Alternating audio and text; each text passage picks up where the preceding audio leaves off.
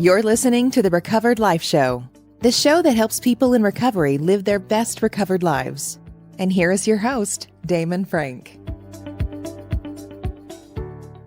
And welcome back to the Recovered Life Show. I am pleased to be joined today by my friend and Reverend Pastor and meditation teacher for Recovered Life, Kevin Klein. How you doing today, Kevin? I'm great. How are you? Good. It's so good to have you back on the show. You know, the early days of the Recovered Life Show, you come on a lot. We talk about mindfulness. We talk about meditation.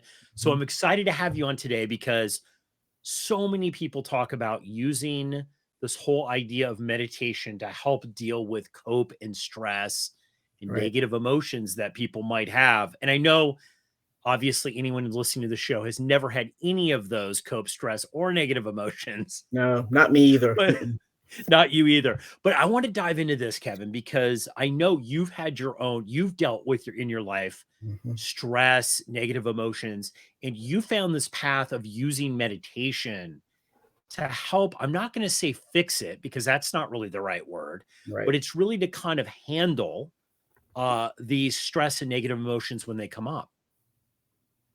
Right. Absolutely.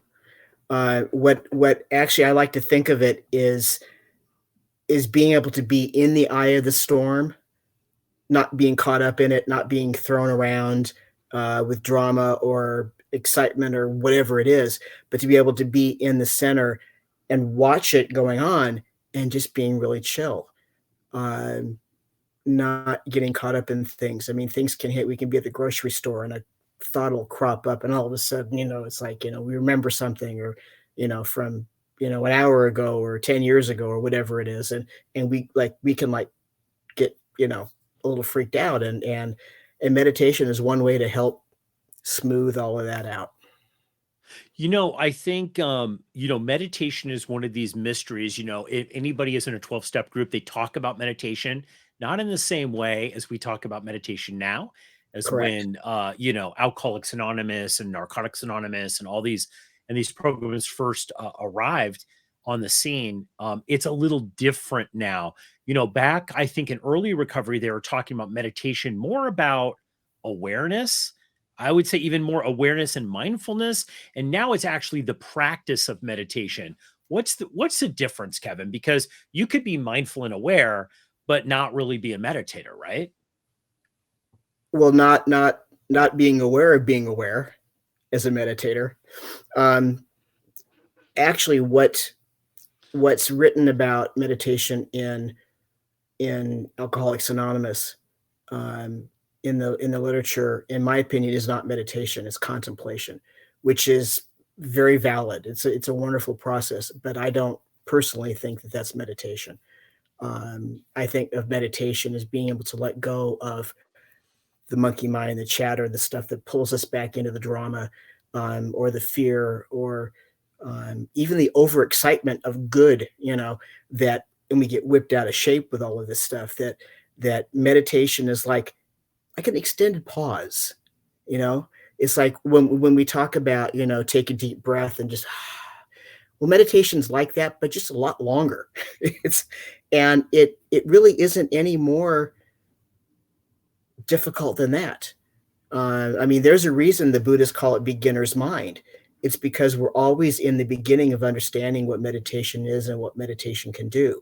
If you meet somebody, there's an old expression: if you meet the Buddha on the road, kill him.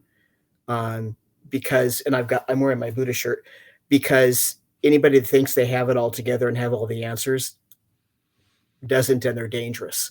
But for me, meditation was learning how to breathe through experiences that I had in my life so that I could get through them without going off the deep end, frankly. I like what you were saying about exploration, or contemplation, as opposed to meditation, because I do believe that one of the problems that we can get into in recovery, my own experience, is thinking too much. And you use the term letting go. Which is a big thing in meditation, being able to let go. I think, and I'd like you to comment on this, because I think through your own personal experience, and then also coaching and working with other people in recovery with meditation, Sometimes I think people aren't even aware of stress and negative emotions, and that leap into meditation makes them aware of what they're actually thinking. So many times it's hard to actually Mhm. pinpoint, especially in early recovery, what you're feeling and actually what's really going on. Yeah, that's very true. I was graced with somebody in my life when I was new in sobriety that, she would look at me and go, "Breathe," because I didn't realize that I was holding my breath. I was being tensed up, and she said that, and I would exhale, and then, it would happen again, and she'd tell me, or, I would manifest somebody else in my life that would tell me to breathe till I could till I had that on the track in my own head. I could catch myself, holding my breath and waiting like for the next shoe to drop or something. And it's like, no, no, that's not where I want to be emotionally or spiritually or intellectually. I don't want to be in that tenseness of holding my breath and waiting for something bad to happen. Um, when I was very young, I know this now. I didn't know this then, but when I was very young, I was probably around 5 years old. I actually intuitively knew how to do breath work, meditation, and I did, thank God, because of what was going on in my life. I mean, even by the time I was 4 was hellacious, and learning how to do this, I would do this every night when I went to bed. I had 2 different breath work practices that I did, and it would just relax me, and so I could go to sleep. And, I don't know what would have happened if I hadn't had that, frankly. Yeah, Um that's so great. I mean, how do you know if you're out there listening to this and you're thinking, I need to change it up in 2023. It needs to be, I have to change up my program. And I see a lot of people who, maybe they've been really heavy in 12 steps and they decide, one year, hey, I'm going to also, in addition, explore therapy or yoga or working out or nutrition. They just keep adding Mhm. to that recovery self care practice that we talk about a lot in the Recovered Life Show. How do you know if you're someone that meditation will work for? Because I think there's a lot of fear about meditation that I know for me, it's Mhm. like, well, once I let go, God knows what's going to happen, right? Like, how do you know what's a good sign that somebody could really benefit from meditation if they're feeling that they have stress and negative emotions? Honestly, I think everybody could benefit from meditation. Meditation has gotten a really bad rap. And yeah, there are people out there that think, oh my goodness, if I get quiet, what's going to come up? Some boogeyman from my past is going to come and take over. Um, I never experienced that, and I don't know anybody that has, at least that's told me. Um, the way I see meditation again is learning how to exhale, learning how to let go of the idea that there's got to be another second shoe to fall on me. Um, and that meditation is an avenue to freedom. Um, I know there are a lot of people that have been in 12 step for a long, long time who do not meditate. And that's sad because it's such a gift. It's like once somebody has been meditating for long enough, it's like all of a sudden they connect with the concept of grace. It's like with meditating, it's like, I'm driving down, I'm going someplace, and the little voice, little intuition says, "Oh, take this road." And I'm like, "Well, okay, I learned how to do that now, right?" So I take that road, and what happens is that there was an accident that happened on the road I was on. And had I been on there, I would have been in that accident, right? So Nice. Yeah. and I mean that in learning how to really listen to the intuition and actually be willing to do it, trying out on little things. There was once when at one of my churches where there was a musician I hadn't seen in like 3 years. I was wondering how he was doing. I didn't have any way to get a hold of him. I was in Sherman Oaks. I was going to someplace else, and well, actually, I was going home, and the little voice says, "Go to Walmart," and I'm like, "This is not an ad for Walmart, by the way." go to Walmart. And I'm like, I don't need to go to Walmart. Go to Walmart. Okay, fine. So I go to Walmart and I park and I start walking towards the door and he comes walking out. Now, we used to have a saying in program that says, is that odd or is that God? And to me, when we get into meditation and we sort of like let go of some of the control, and we can breathe and we can hear the still small voice that says, well, why don't you go do this? And it's like, all of a sudden it's like, why would I want to do that? It's like, oh, okay, I'll go do that. And then something, there's a real good reason why we're there. Yeah, absolutely. I know for my own life, and I've struggled. I've done the meditation, quit. I would go in and out. I find it sometimes difficult. Sometimes I find it easy to do and refreshing. Other times I find it's a struggle. And Mhm. this year, 2023, I'm committing to, that's what I'm doing. And I'm going to your meditation group, which I'm going to tell people about at the end of the episode here. So hang tight, because Okay. there's a tremendous thing that Kevin's doing here on Recovered Life with this. But I do find that life is easier and much more enjoyable when I meditate. I think primarily for me is because it's easier to let go of things.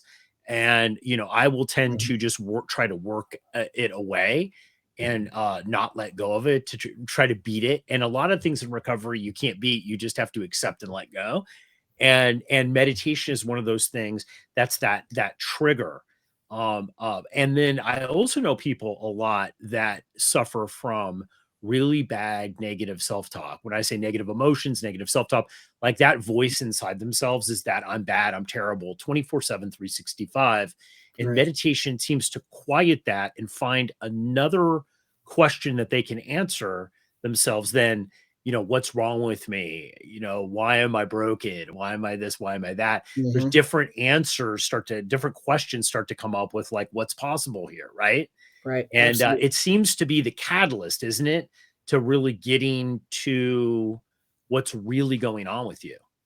Well, absolutely. And when I had that negative self-talk too, on a loop, I mean, back when we had cassette tapes and 8 tracks, I mean, something would just be on a loop. It would just, continually, I'm this or I'm that.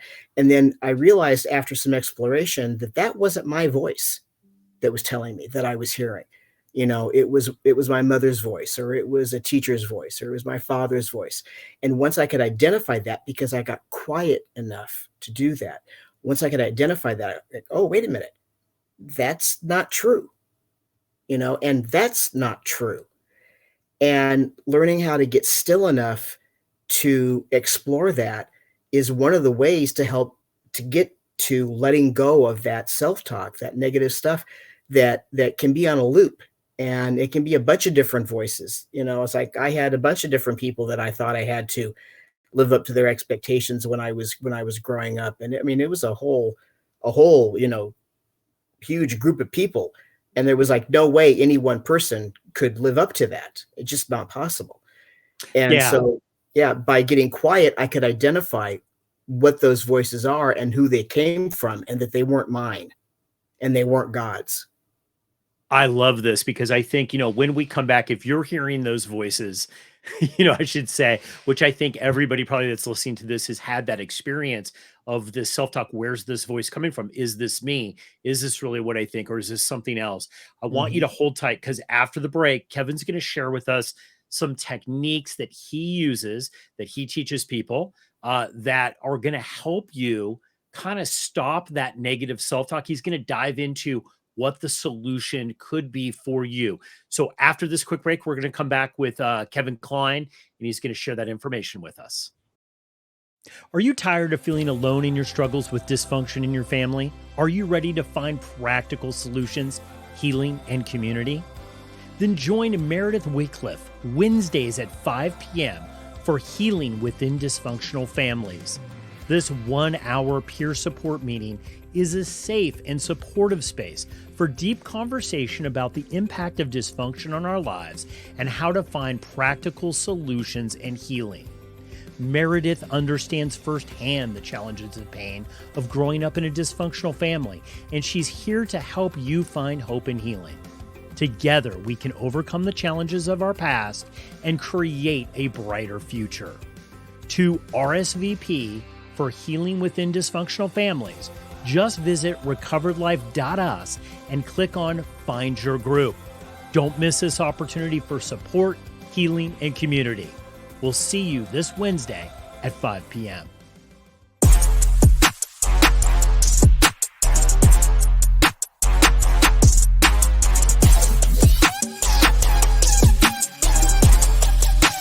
You're listening to the Recovered Life Show. Okay, I'm back with Kevin Klein, recovery coach and meditation teacher, who has a phenomenal group course on Recovered Life, which we're going to share at the end of this podcast here. But Kevin, I can't hold on any longer. I promised everyone that was listening, how in the heck do you do it? How do you start down the path? Maybe you've never meditated before. Maybe you've never, this is the first time you've really ever thought about, hey, this could be a solution for these negative emotions and stress in my life and recovery. How do you start? How do you start a meditation plan that's going to get you on the path to not having all of that stress and negative emotion? Well, you may not like this, but first is willingness. Just the willingness to like go, okay, maybe this guy has something to tell me that will help me. Maybe I'll just listen and then listen, right? So one of the first things I've got to say about meditation is that the first, second, third, fourth, fifth, sixth times you meditate, you're not going to be an expert. It's just not going to happen. It's a process. I don't want to tell you how long I've been meditating because that'll tell you how old I am. But there have been times, when the voice still, it's not like it used to be, please, but, I've got something rambling in my head and I'll go into meditation and I do my process for me, which is a little more involved. But I do that and still sometimes it takes 20 minutes just to get that voice, or that thought or that whatever to just slow down and just ease out. And then I can sit in the quiet for 10, 15, 20 minutes, however long I have before I have to be doing something else, and in that once that voice or that idea, I have to go to the store, I have to get this, or I have to go see this person, I have to whatever that is, to just be able to go, okay, I know that I have to do this, I'm going to just set that aside for just a few minutes. I got the time, right? I got the time, so I'm here. And one of the easiest ways is we talk about, noticing the breath. It's actually really simple. When we breathe into our nostrils, the air feels cooler, right? Just try that. It's cooler when it comes in. And then when we exhale through our mouth, it's just a little bit warmer. It's cooler. And then it's warmer. It's cooler. And then it's warmer. And even as simple as that sounds, like, okay, that can't be doing anything for me, right? Being willing to just sit there, set your alarm on your phone for 3 minutes, even, and just, feel the cold air coming in and feel the warmer air going out, and just in and out and in and out. And it doesn't have to be any more complicated than that. Meditation is not a complex issue. It's the exact opposite. It's about taking all of the control stuff and the, I've got to have this to be happy, or I've got to let go of that, because they are this and that person is this, and just letting go of all of that and being here, being right where I do it, so I can be right where I am and no place else. My head isn't any place else having a different conversation with somebody that I haven't even talked to yet. I don't know about you, but I used to have whole conversations with people that weren't even present in the room, and I don't do that anymore. And another thing that happens is that in the morning when I wake up, the committee isn't waking me up. I don't have that stuff going on in my head. When I wake up, I'm just waking up. Oh, I love that. It's interesting because you say the committee, and this is something that we talk about in early recovery a lot. I remember the day that the committee started to leave, it started to disband because I started firing them, right? And and it just that self-talk wasn't there before. But it's interesting about how quickly you can get back to that place. One of the things I want to Mhm. talk with you about is this whole idea of being perfect, time, and high performance. I consider myself a high performance person. Mhm. I'm not an athlete, but I'm a business person, a coach. You know that I work crazy amount of hours, and I'm a very Mhm. driven and motivated person to get Mhm. stuff done. I've done a lot of stuff in my life. But I find that, like, one of the reasons I'm adding meditation in and going to your class is because I realized it was kind of like exercise at the end. I was only going to be able to go so far. I was only going to be able to perform at a certain high level. I wasn't going to be able to go beyond that unless I could be able to quiet my mind, because that is what kind of takes the committee away. Absolutely. That is what. Can you talk a little bit about that? How, because I know some of the clients that come to you, they're coming to you, yeah, because they've got the voices, but they also just want to live a more productive life. They want to be able to execute what they want to do during the day, Mhm. and feel good about it, right? And feel good about it. Yeah, well, frankly, sorry, I'm not impinging on your name, um, but frankly, the more I think somebody has to do, the more they need to meditate. Because in meditation, when we allow it to happen and we allow ourselves to just breathe and be in the moment, we allow ourselves to let go of that monkey mind, the more present we can be. And in business or in relationships or in whatever it is, we have to be present. The more present we are, the better off those things are going to be. When you're in a business situation, if your head is somewhere else, if you're thinking about somewhere else when you've got somebody in front of you, one, they're going to know it. They're going to know you're not with them. And two, you're not going to be able to uh, bring to the game what it is that they need, because you're not going to hear anything. It's just going to be the monkey mind. So being willing to get into meditation, especially on a deeper level, the more present one can be with the person in front of them. And that's like for whatever reason, whether it's me with a client or Damon, you with a client, in whatever capacity, that the second I'm gone and I'm not right in front of them, I know they know. And I cop to it. I will tell you, I'm sorry, I went away. Can you repeat what you said? And people appreciate that, you know. But it's like I can be so awake and aware and in front of somebody, it's like I don't miss a beat. And I think Yeah. that frustrates some people. But it's like I catch things other people don't. But I think part of that's because of my meditation practice. Yeah, absolutely. You know what? It's funny because the times in which I did meditate, I found that the manifestation of life, the things that come at you, right? Like, I didn't have to work so hard for them. Hmm. Not that I didn't have to put in the work. I did. I had to be directed and put in the work, and I had to execute and do what I had to do, right? Or I didn't, or I had to just, I did what was in front of me, the work that was in front of me, but that was less of a struggle. And when Hmm. the things didn't come that I had predicted or foreshadowed how they should come, it was much easier to Hmm. let go of those, to take on something maybe better that was in front of me. Without the meditation, it's kind of like I can't see the better thing in front of me because I'm too attached to the outcome that I wanted to have. Right. Or the attachment to the idea that it has to come a particular way and it can't come a different way. Uh, that happens in business, that happens in relationships. I have to have this person that does this and takes care of this for me.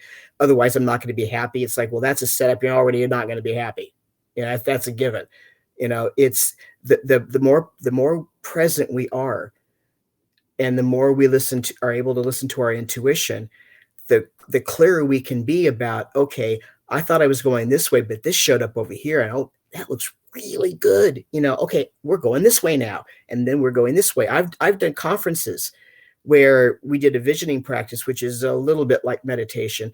And we did it for 9 months every Monday night.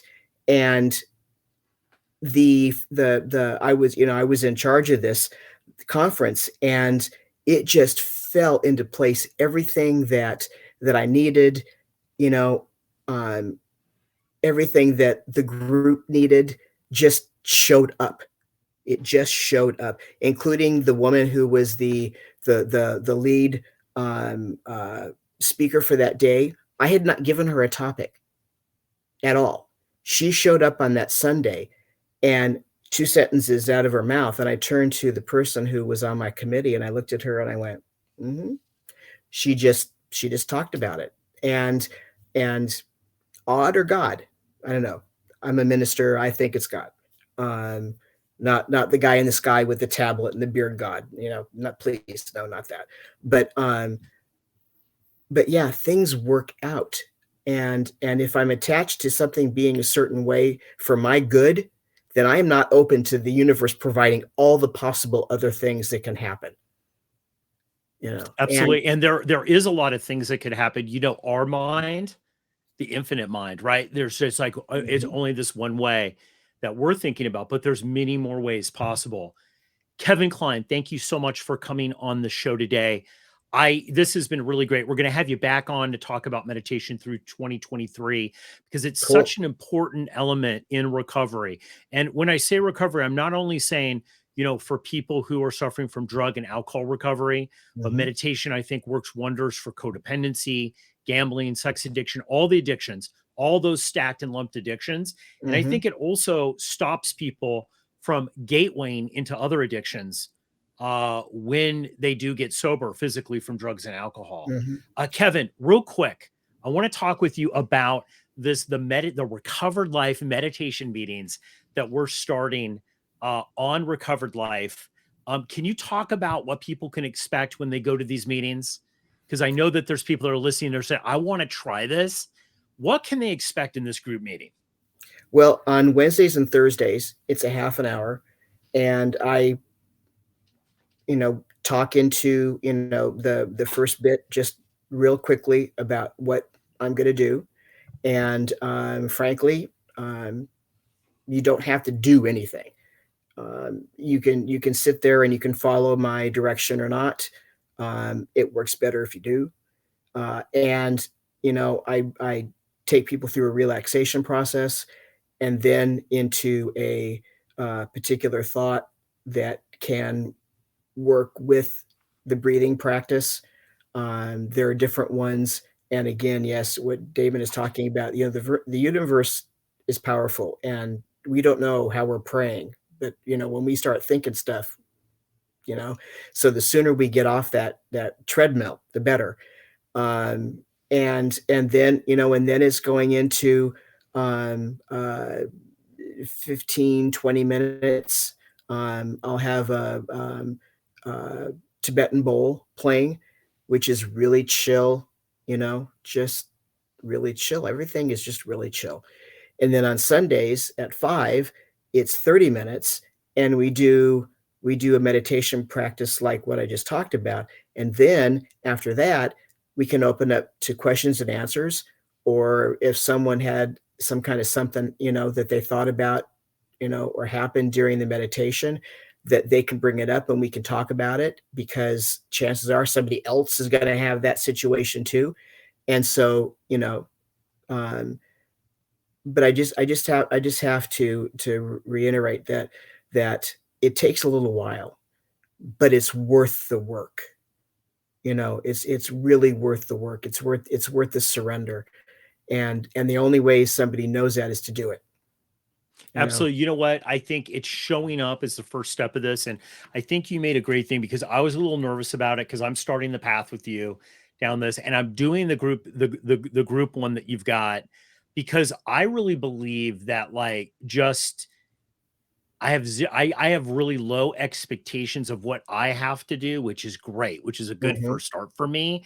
And just being there and just that time out for that half hour for me is well worth it. So guys, join Kevin Klein. We're going to put a link in the show about how you can access his group on Recovered Life. Definitely show up, be there, do it. it's going to be the game changer for you in 2023. Kevin, thanks so much for Thank coming you, on the show David. today, and can't wait to go to your meeting. I can't wait to see you. It'd be great. Bye.